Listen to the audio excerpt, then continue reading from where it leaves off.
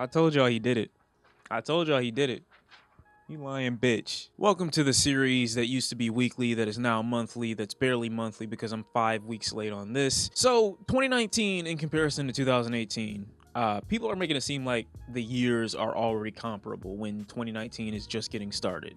Now, 2018 was a rarity for music and hip hop in general because music in general was just, it seemed to be better. There was so much coming out, so many artists were releasing music, mixtape after mixtape, album after album, single after single.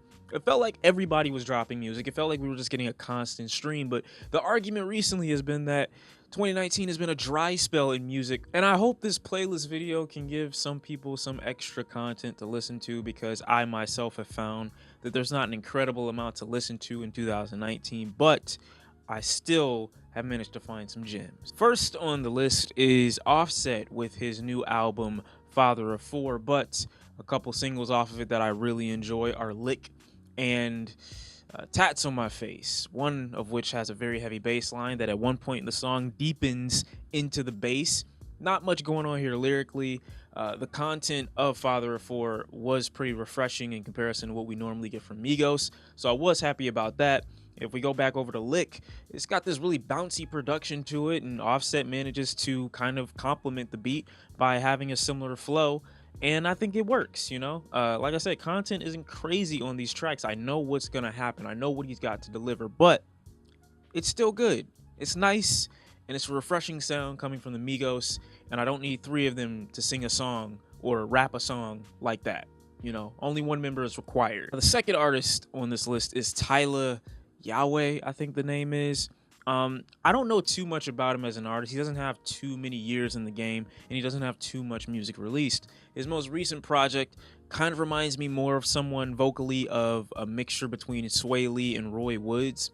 If you could picture that, listen to him. He's kind of on their wave in the sense that his voice is kind of high-pitched. It's not too deep. It's not dead. It still has some animation, some youth to it, so I like that about him. One of the tracks on here that's my favorite is P&B Rock. I think it's like Wraith. The track is Wraith something, and I think P&B Rock, the way he handles the hook is great. I've never really had a problem with P&B Rock's voice, only when he's tried to rap. I felt like he just falls short, but when it comes to choruses and hooks, I think he does great. And then what was it? They Ain't You was a good one. Kind of reminded me a bit of what I would get from maybe a Juice WRLD in terms of subject matter, but I just think it's a dreamy vibe. You know, the dreamy vibe to this track is nice. It's subtle. It's comforting. They like you, swear. Man, like you know. They don't bust it down like you know. The next track is with Gotti and Lil Baby. Put a date on it. It's nothing crazy about this track, but the vibe makes it feel like it's alarming. Like the track starts off very loud.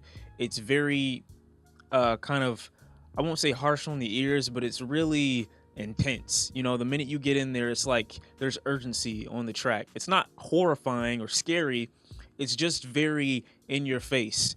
The flows aren't crazy, but I really like the instrumental for this track, and I don't think Lil Baby is too bad on this track. Gotti also delivers some nice energy, so if you want a nice new song to listen to and you're more of an instrumental kind of heavy person, maybe this track isn't the worst pick for you. Tierra with Only Child. I really like this track. I screenshotted it and posted on my Twitter a while ago. For those of you who don't follow my Twitter, it's at Your Music Whore. I know people keep asking me because I never advertise it in my videos, but I feel like you already follow me on my YouTube channel. Why would you want to follow me on multiple outlets? I just, there can be too much of a person, you know. I'm good just watching somebody's content on YouTube for the most part. But Only Child is a great kind of somber yet playful yet kind of class clown kind of experience that it maintains, and I feel like I get that from a lot of Tierra music, is that of someone who is struggling internally but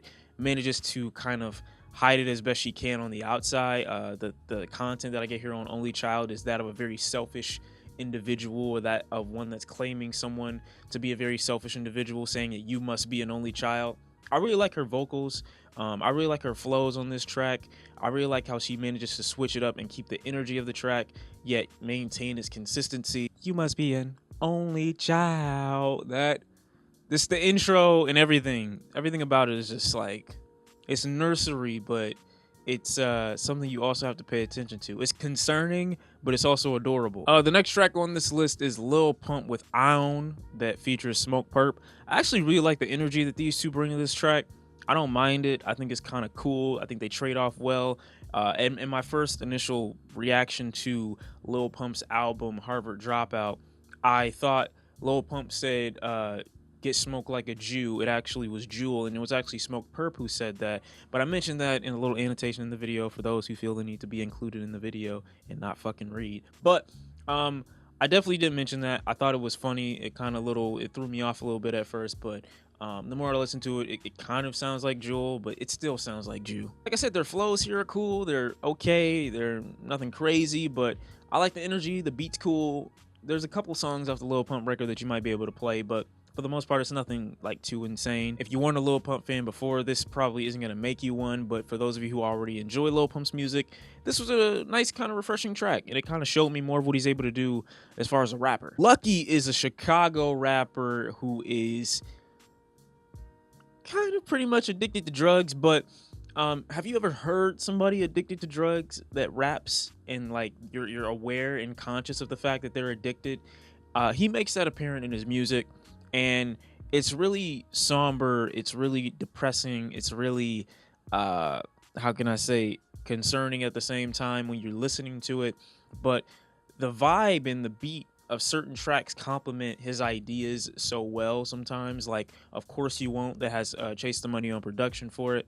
It's like this endless circle that he's running around in his head. Who maintains the dark vibe and the dark energy of the project for its entire duration. So if you're into dark music and you're into somebody who's going through it, and especially struggling with kind of drug addiction to a degree, and one that kind of is accepting of the addiction, try him out. Drake came out with, well, re-released his track, his mixtape, So Far Gone. And it was released about a week ago, but the best track, easily, like by far on that album, to me, is Say What's Real. Because it is Drake living and saying everything he feels. He says he always said he say it on the right track, but damn, does everything that comes out of his mouth on this track feel authentic and real and heartfelt, and you know, you can tell there's moments of like passion, moments of resent, moments of anger, moments of confusion. So many different emotions from Drake show up on this track, and I've always thought it was one of the best tracks he's ever made and hopefully written. I still believe he's written majority of the music that he's made, even if he's had reference tracks laid out and done for him. But I just think it was really an incredible track, and out of everything on that mixtape, that was one of the biggest standouts and biggest highlights for me, just as a person that's trying to learn more about Drake. I think tracks like that give you a good indicator as to what space Drake was mentally back then. Ariana Grande did some things on her track, Needy. I felt like, you know, the energy she provided goes underrated in the sense that sometimes she's not appreciated from a vocal harmonization standpoint. Almost fell right then. Don't judge me. I think she did a pretty good job with that track. I think a lot of people are overrating her album. That's just me personally. I can't say whether or not their tastes are worse or better. I'm just saying, to me, the album itself didn't hit like that. Just a standard R&B project that takes a lot of influence, or a standard pop record that takes a lot of influence from R&B and hip hop for the most part. But I don't really think it did anything to deserve the amount of accolades that I feel many people are giving it currently. But that's just me. But the track itself, I think, was cool. Needy, the idea of wanting to be needed, the idea of being a needy individual, not only as a female, but I feel like a lot of people just in general could probably empathize with the thought of wanting to be needed or wanting to be necessary. I think she did a decent job with the subject matter of this track. And like I said, her vocal harmonies go underrated. I think she's a really good harmonizer. Messed up, but I can hide it when I'm all dressed up. Overthinking with my heart. Tobe Nwigwe. Damn, I'm trash. Like, I feel like I'm pronouncing the name wrong, even though I feel like I'm pronouncing it right. I feel this obligation as a young black youth to express accurately the names of Nigerian and African individuals. And if I don't, I feel like I've lost some sense of blackness. I feel like if a white person is able to ever do that successfully and I can't, I lose the ability to get the invitation, you know, to the cookout. And that's a problem. It really is. However, Tobe Nwigwe, if you're a fan of people like Big Crit, offers that southern rap style that a lot of people find pretty endearing and pretty charming. I think his wit on his tracks overrules most anything else because there is this bravado to it, but there is also this awareness of it to say that he doesn't really necessarily detest hip-hop, but he still doesn't agree with the methods and how everything in it are kind of propped up. He's definitely not a cringy rapper like someone who's trying to preach to you like a Hopsin or an Eminem trying to make people feel like they're bad for liking or doing what it is that they do, but he definitely makes it a point to say that he's separate from that mold, from that MO, and his tracks definitely show it. I think he's a great rapper, a pretty damn good lyricist. His bars are there, and The Originals was the album that he released last year that I didn't actually get to, that definitely would have made my top albums of the year if I had heard it back then, but I didn't hear it until early January, and I really was a fan of it. I thought that he did a really good job. It's really spiritual and tribal hip-hop as far as production is concerned, so you're not getting anything that you've heard over and over and over again, no trap instrumentals constantly, but I definitely enjoy this, and I think if you are into hip-hop that is a little bit more of aware of itself, you'll probably enjoy Tobe Nwigwe. No, fuck it. The Higher Brothers' new project, I didn't really love it. All right, I didn't like it like that. Stop asking me. Okay, let me be less disingenuous. I liked it, but I only liked small parts of it. I feel like when, and this is gonna sound racist, but I swear I'm not racist. I feel like sometimes with certain cultures that don't normally rap or aren't exposed to the audience that people like Higher Brothers and people like Rich Brian and people like Joji have been exposed to before, I feel like they kind of play off of that ethnic difference a little bit and kind of make a joke out of it to some degree in their music. Not to say that Rich Brian or Joji have done that. I'm just saying artists who are of that group tend to, I've noticed it more in them than others. I mean, white people do it too, so I won't be like too crazy on them specifically, but I just think, you know, sometimes it doesn't flow as smooth or as well. Sometimes the accents and the rapping style don't go over as well for me. However, one track on here that I really did enjoy was the track with Jid and Denzel Curry, or Ski Mask and Denzel Curry. See, those are three artists that I really enjoy, so I can't think about one without also thinking about the others. But Ski Mask and Denzel are on the track One Punch Man that has a lot of animated references at one point at the end of the track. I love the way that there's this kind of reuse of the what you will find in a Japanese, you know, what you will find in anime basically, as someone's kind of what is the word I'm looking for? As someone is basically intimate, really intimidating. No, it's, what is the word? Imitate. Jesus Christ. Imitating the voice that you would find someone using to say Naruto and other anime characters and shit like that. So I thought the energy of the track was really good. And yeah, if you enjoy high energy, fast paced tracks with a lot of momentum, but also a lot of hype, give that track a try. High Low that features Goldlink from Chloe and Halle. Is that the name?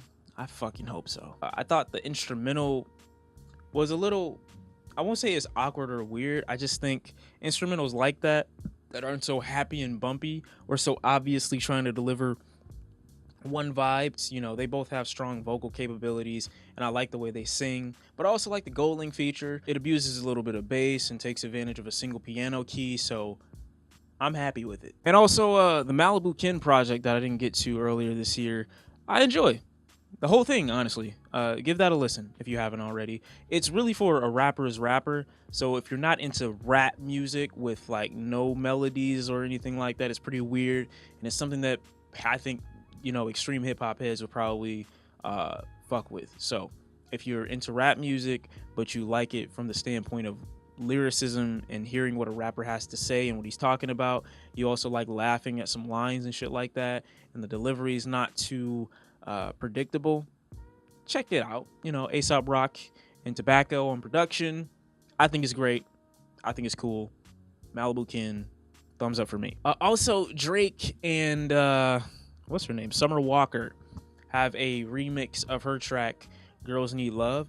I actually enjoy this track. I heard it already. I know it hasn't come out to the public yet, but I've heard it. Sounds cool. Sounds clean. Sounds crisp. Drake's vocals are as you'd expect, but if you're looking for something that Drake should attach himself to, as he normally does when something gets popular, I don't see a real problem with this track. I enjoy his rapping and his singing. Pretty tightly knit. I think it's cool. Nothing really crazy. And I also like the exposure it'll probably give Summer Walker. So definitely a good move. But other than that, I think I'm complete. I think I'm bone complete. I'm finished. Thanks for watching. I'm out. And I'll see y'all next time. Jussie Smollett, you trash. You garbage. Super garbage. Weak sauce. Empire needs to end. They need to kill your character off. I don't know, comment below what you think they should give Jussie Smollett's character in the show, because I stopped watching after like the first season, so I really don't remember their names or anything like that. But I know the lion thing, that's funny. But yeah, how should they make Jussie Smollett die in the series? I gotta think, because that'll be wild. Let's just theorize on how that will happen. All right, so let's say he's having a fight with his dad, and then the dad shoots him, and that's it. Like, he didn't mean to, and he shot him in the head. Or he shoots himself. Or they can have him redo what he did in real life. They can have him fake a hate crime, and then, like, the fake hate crime goes bad, and then they really kill him. I'm a good writer. I could write for Empire. I could write for them.